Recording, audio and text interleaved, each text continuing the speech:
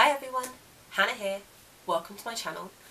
This video is going to be about mine and my identical twin girls' 2-week stay in the neonatal intensive care unit after they were born. So if you haven't seen it, I will put a link in the description as well as a video clip at the end of this video to their birth video, which is obviously the story of their birth and the time before being in the NICU. As I had said in the birth video, I woke up and I saw that Glenn was there. We stayed in the room on labour and delivery for a while together, just me still recovering, trying to wrap my head around it all. And I think Glenn had seen both of the girls. He knew they were okay in NICU. I knew they were okay over in NICU. And so he was just more, I think, trying to focus on me, making it so that I would be okay. So yeah, we did go and see the girls that night in NICU, and we saw them, I think it was about 11:30 to midnight is when I first saw them in NICU. Now they were in 2 different rooms. Our NICU had 3-4 rooms that were stage rooms. There was room 1 where the very poorly sick babies were, room 2 where they still needed a bit of attention, but they'd gotten a lot better, or they weren't that severe. And then room 3, which was the room where they'd go, and there were 2 halves to room 3. First half was where they still needed help, but then the second half was where they were more transitioning to go home. Now, Alyssa, when we first saw her, was in room 1, in a proper incubator, with lots of cables and wires coming out of her, and she looked so tiny. When she was born, she weighed 3 pounds 11. She looked so tiny in that big plastic incubator. And we got told when we saw her that she had a pneumothorax on her right lung. Now, I couldn't tell you what a pneumothorax is. I haven't googled it because I haven't wanted to get upset about knowing what it was with her and things like that. She was in the best place for her and she was getting great care. And then after that we went over to room 2 where Aria was. And Aria wasn't in an incubator like Alyssa was. She was bundled up in just a normal cot. And there wasn't, at that point, there wasn't anything aside from more her size, because when Aria was born she was 4 pounds 10, that they just wanted to assess her and see how she was. And then, so we saw both of them for about, I think it was like a half hour, an hour, and then we went back to labour and delivery to get some sleep while we were still there. We got woken up at about 6:30 to say that a room had been made available on Blakeney ward, which is the ward you go after you've had your children. So, bless him again, Glenn being a pack mule, we gathered everything up and then we went over to Blakeney ward. At that point, Glenn again went home, and then I saw a lot less of him over the next 2 weeks. So after going over to Blakeney ward, on that Saturday, Adi, Elena, Glenn and my 2 sisters came over to visit me. They weren't able, well, my sisters Adi and Glenn could have gone to see the twins, but no one went to go see the twins during that visit because Elena wasn't allowed to go. According to the hospital, during, I think it was from between September to March, children 2 years and under are susceptible to a certain strand of a virus that they didn't want being passed on to babies in the NICU. So Elena wasn't allowed to go in. When it was April, then she was allowed to go in and see the twins, which is what happened. The first day of April, all 3 of them came and they came in. But on that Saturday, no one, during at least that visit, no one went to go see the girls. I was on that Blakeney ward for the maximum of the 3 days that you are there after you've had your baby. And all the time I was there, I was going over to see the twins whenever I could, but then I was also staying in the room that I'd been given. I was resting, and I was also then expressing, trying to get my milk to come in to actually make it so that I could give the girls breast milk. So yeah, and then on that 3rd day, when it would have been time for me to be discharged from the hospital, a room over on the NICU ward had become available, which I was so thankful for. So I went over, I picked up all of my stuff and just went over to that room for the remainder of the week and a half then that we were there. Now, during those 3 days that I was on Blakeney ward, Alyssa had got over her pneumothorax on her own. She was so strong with it. And by the time I was over to be in my NICU room, she was in room 2 and out of the incubator, and Aria was in the first half of room 3. And this is how they stayed, with a bit of a gap between them, for I think another week, give or take. But from this point, Alyssa, she kept going. Hers was small strides, but she did keep going from strength to strength to strength.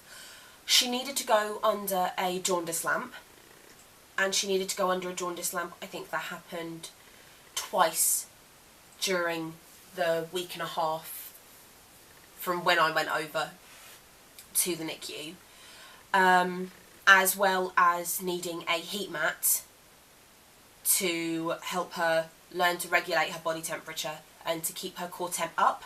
However, Miss Aria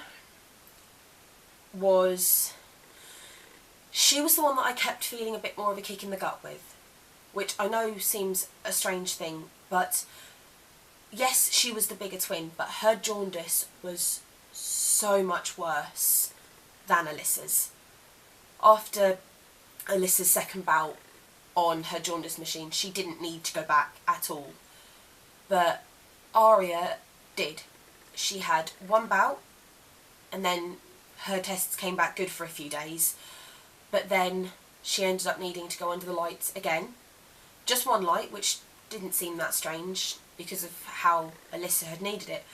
But then one time when I then came back in to check on her, was that she then was under 3 lights, 1 either side over the top of her cot, and then she was lying on one. And she was under those lights for a good 24 hours, give or take, I think, because they do it in 12-hour bursts. So they'll check their level. If they need a light, they'll go under the light for 12 hours, then they'll recheck the level after those 12 hours to then either take them off the light or keep them on it. And then once they come off the light, another 12 hours after that, they'll do another check to make sure they don't need to go back under the light. So Aria had one bout of 12 hours under one light, but then her levels hadn't, I can't even 100% remember what they had done, but then she needed to have 3 lights. And she did manage to get out from under those 3 lights. She got her jaundice level down, right down to where it was a good level. But then about 4 days before we went home, we were starting to prepare, because both of them were able to keep their heat at that point. Both of them weren't needing a jaundice lamp and all of this, and it was that they were just doing another set of routine tests to make sure that things were okay, and Aria's levels for her jaundice came back really high again, so she went back under a light. And by this point, yeah, I kept feeling like it was 1 step forward, 2 steps back. But yeah, during all of this time, Glenn had come and seen me maybe twice during that first week before Elena could come down, because obviously at that point we couldn't bring the girls. And during that first week, emotionally I'd been okay. Healing wise, I was healing beautifully, and everything else was okay. And emotionally that week, I was dealing with it. However, that first day of April, when Elena was allowed to come visit, and all 3 of them came up to see me and the girls, and Adi and Elena got to meet the twins for the first time. That day was I loved it. It filled me with so much happiness to be able to see them all and to be able to hold my children. However, after they left, I broke down in tears. And that is when my emotional roller coaster for the second week of being in NICU started.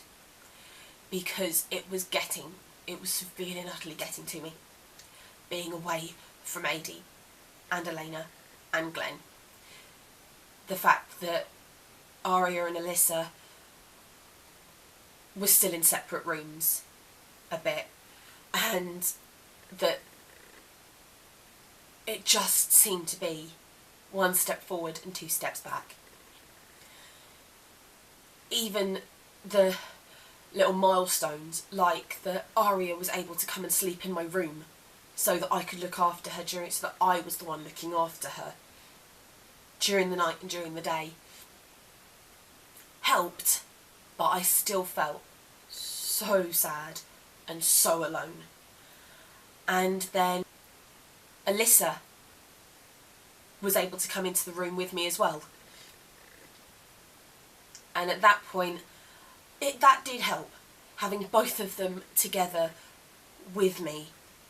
Also made it feel a bit more real, like they were my twins, they were my children.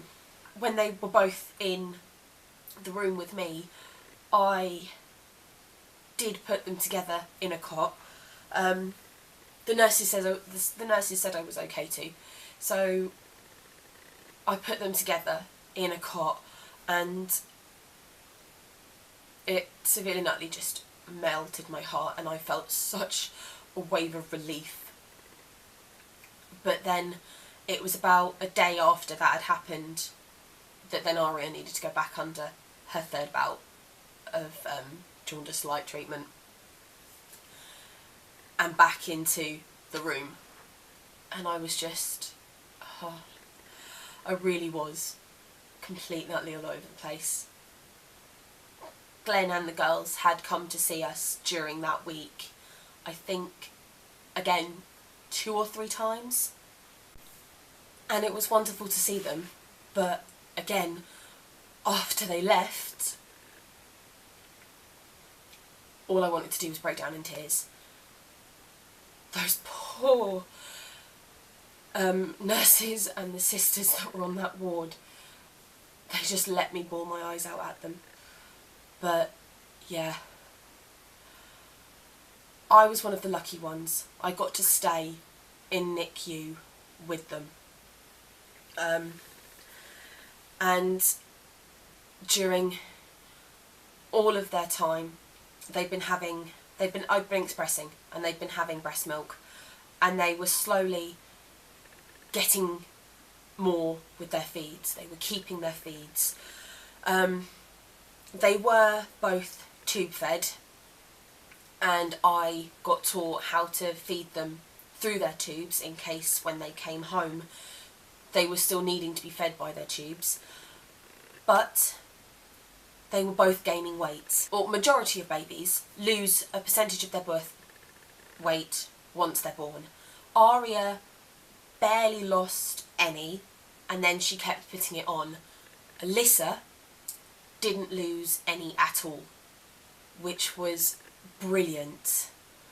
And by the time we left, it was the right time to leave, because both of them were healthy.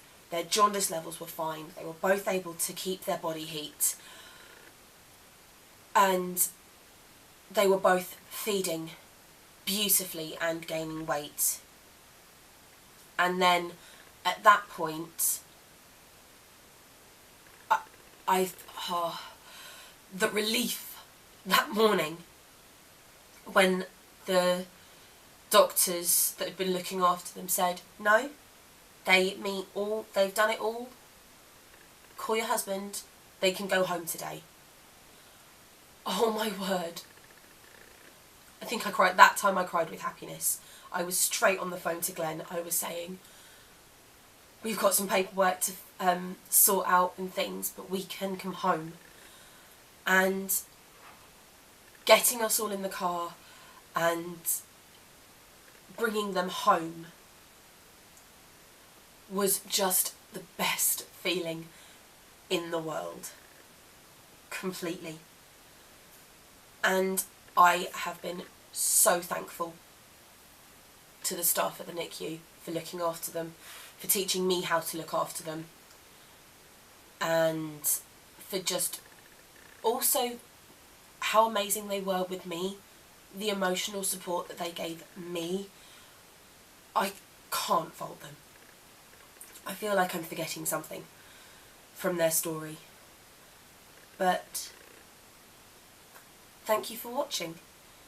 If you have any questions about our time in the NICU, then please drop me a comment and I will answer you as honestly as possible. I do monthly updates for the twins as well as the weekly vlog videos too. So again, thank you for watching. To parents that are, if anyone's watching this because your child is in the NICU, you are strong enough to get through this. You will get through this.